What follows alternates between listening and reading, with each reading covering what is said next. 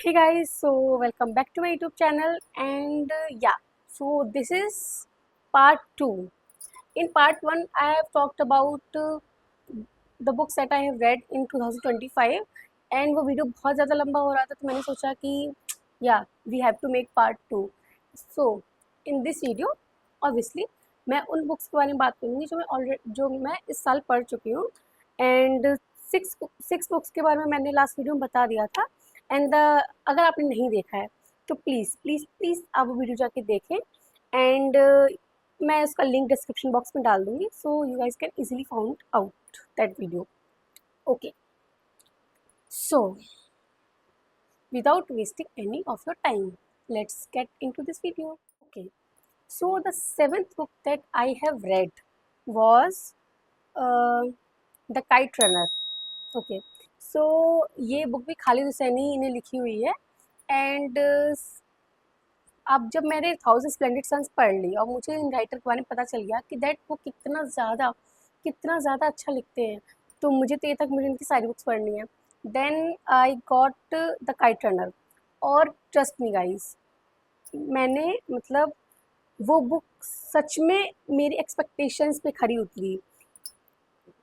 1000 splendid suns में अगर मैं बहुत ज़्यादा रोई हूँ तो इस बुक की स्टार्टिंग में ही कुछ ऐसा होता है कि I was shocked. I mean जो हुआ वो बहुत ही ज़्यादा शॉकिंग और बहुत ही ज़्यादा डिप्रेसिंग था, but I was just speechless and I was sitting like a statue on my bed. मतलब जब मैंने वो पार्ट पढ़ा उस बुक में तो मुझे ये लगा यार ये क्या हुआ, how should I react to this part of this story. मतलब मैं क्या रिएक्ट करूँ, क्या बोलूँ, क्या क्या हुआ क्या ये, जो कि बहुत ही ज़्यादा आप जब बुक पढ़ोगे तो आपको पता चलेगा. ओके, सो जो ये स्टोरी है वो है दो फ्रेंड्स के बारे में, आमिर एंड हसन. सो जो आमिर होता है तो he was a rich boy and Hassan was his servant son, but their friendship was very, what can we say, it was very beautiful from obviously Hassan side. And Hassan का ये था कि वो आमिर के लिए कुछ भी करेगा. तो इस कुछ भी करेगा वाले फेस में उसके साथ जो होता है वो आप बुक पढ़ोगे तो ओके, सो प्लीज़ मैं बुक स्पॉइल नहीं करूँगी आपके लिए, तो please please please please please आप ये बुक जाके पढ़ो. It is also set in the backdrop of Afghanistan and war and everything. Yeah so that was my seventh book. Now coming to my eighth book. Okay, so the eighth book that I have read in this year was The Boy in the Striped Pajamas. Oh my God, मुझे ऐसी books पसंद आती हैं जो मतलब मुझे shock trauma में डाल दे, मतलब मुझे रुलाए या मुझे सोचने पे मजबूर कर दे. आई गेस हर रीडर के साथ ये होता होगा. तो ऑब्वियसली जब मैं बुक्स के बारे में रिसर्च कर रही थी दैट कौन सी बुक्स मुझे पढ़नी चाहिए, तो मुझे इस के बारे में पता चला that it was based on world war 2.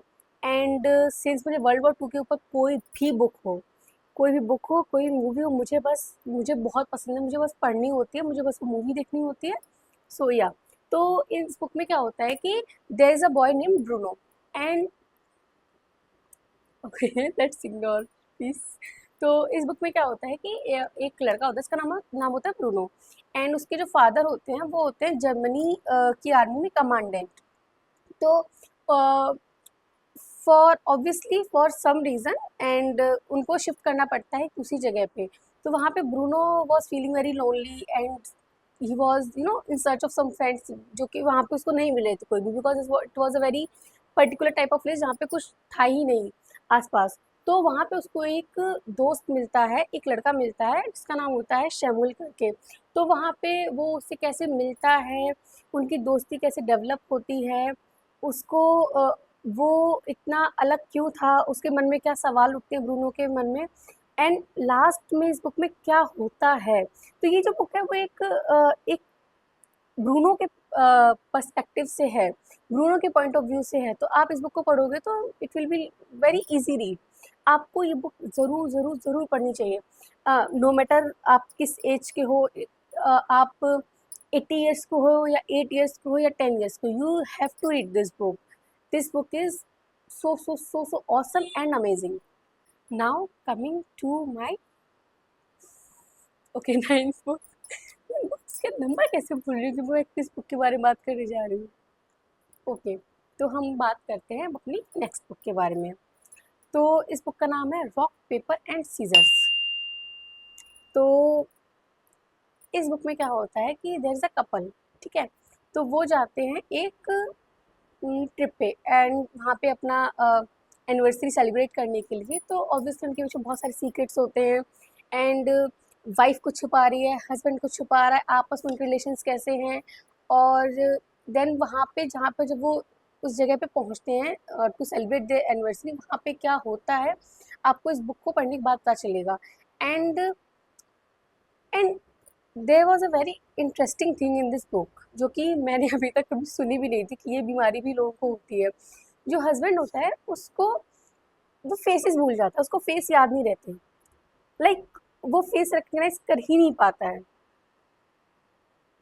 I don't know what was that, but उसको ये बीमारी होती है। तो इस बुक में आप जब आप पढ़ोगे तो it was also very important to this book that ये जो उसकी बीमारी होती है। Am I spoiling this book? Okay okay.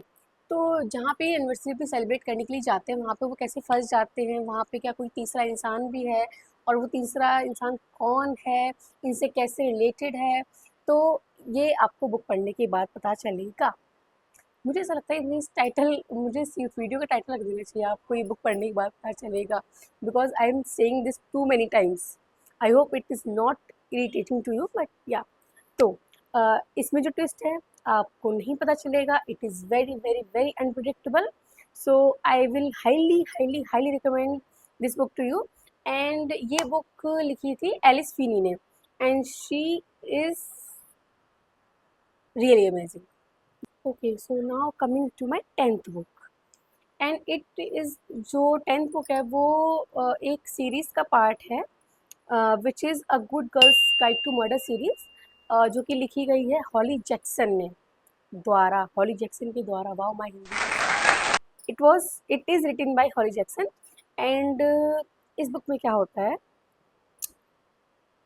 एक मर्डर होता है जो कि जो मर्डर हुआ, इन्वेस्टिगेशन हुई, किसी को सज़ा हुई एंड देन ये सारी चीज़ें चल रही होती हैं। After 5 years there is a girl name Pip in this town.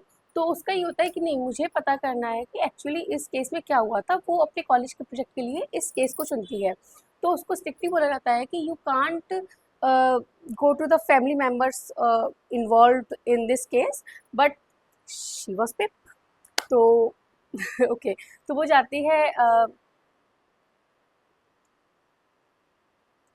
ये नहीं बताऊँगी किसके पास जाती है।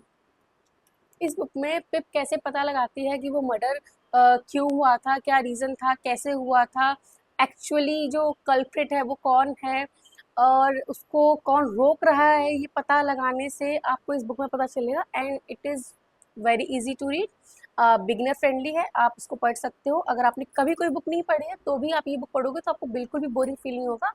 और या इट इज़ दैट गुड। तो you can read this book. And अगर आपने ये बुक पहला पार्ट पढ़ लिया तो मेक श्योर अगर आप ये बुक खरीदने जा रहे हैं, सो अगर आपने कभी कोई बुक नहीं पढ़ी है और आपको बुक्स पढ़ना नहीं अच्छा लगता है, बट अगर आपको मेरी बात ज़रा सी भी कन्विंस मतलब मैंने कर पाया है आपको बुक पढ़ने के लिए, तो अगर आप ये वाली बुक पढ़ोगे तो आपको ज़रा सा भी बोरिंग फील नहीं होगा। और अगर आप जा रही हो बुक खरीदने के लिए तो you can please make sure कि आप तीनों बुक खरीदो सीरीज़ की, Good Girl's Guide to Murder, Good Girl Bad Blood and As good As Dead. मैंने अभी तक दो इस सीरीज़ की दोनों बुक्स दो बुक पढ़ ली हैं, first and second.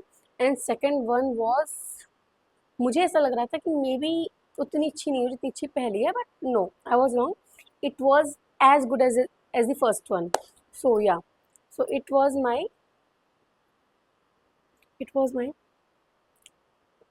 kite runner and 10th, it was my 10th book. Okay, so now coming to, so the 11th book that I have read this year was Good Girl Bad Blood. Yeah, second part of the same series that I was talking about earlier. तो इस book में क्या होता है कि it was a continuation of the first part. इसमें जो पिप होती है उसको एक वो अपनी पॉडकास्ट शुरू करती है, then she get a little bit famous, and अब जब वो फेमस हो चुके हैं तो ऑब्वियसली उसको कुछ कुछ उसके हिटर्स भी होंगे। Then there was another missing case in the same town, जहाँ पे उसका एक फ्रेंड होता है जिसका भाई मिसिंग हो जाता है। तो वो उसको बोलते हैं कि please please please, you are such a good detective, तो प्लीज़ हेल्प अस कि वो कहाँ गया। अब पिप के पास पहले तो क्या था कि 5 साल पहले का केस था, तो she solved it and everything, but now अभी ये रियल टाइम में केस चल रहा है। तो how she solve this case, क्या होता है, कहाँ वो मिसिंग होता है, क्या और भी सीक्रेट्स इसमें खुलते हैं। और या तो आप पढ़ोगे, आपको बहुत मज़ा आएगा, you will definitely enjoy this book. So please please please please please please चाहिए, और ये वाली बुक भी प्लीज़ पढ़िए। Okay, now coming to my next book, जो कि है आई गेस 12th बुक, और ये बुक है the lock door by Freida McFadden. या तो ये मेरी फ्रीडा मैकफेडन की थर्ड बुक थी।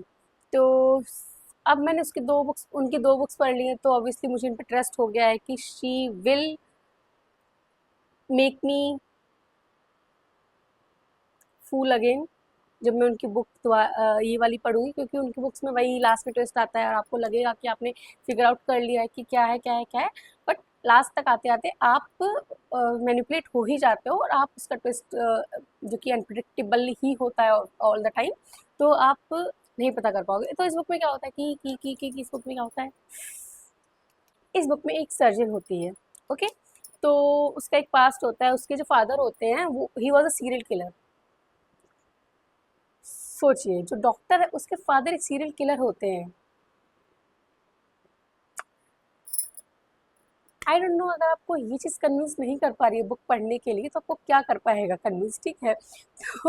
तो इसमें अब अगेन से जो पैटर्न उसके फादर का मारने का होता है, मर्डर करने का, सेम पैटर्न में दोबारा से मर्डर होने लगते हैं। And now when his father is in prison, तो ऑब्वियसली सबका जो डाउट होता है वो उसी पे जाता है कि may be she is the one who is doing all these murders.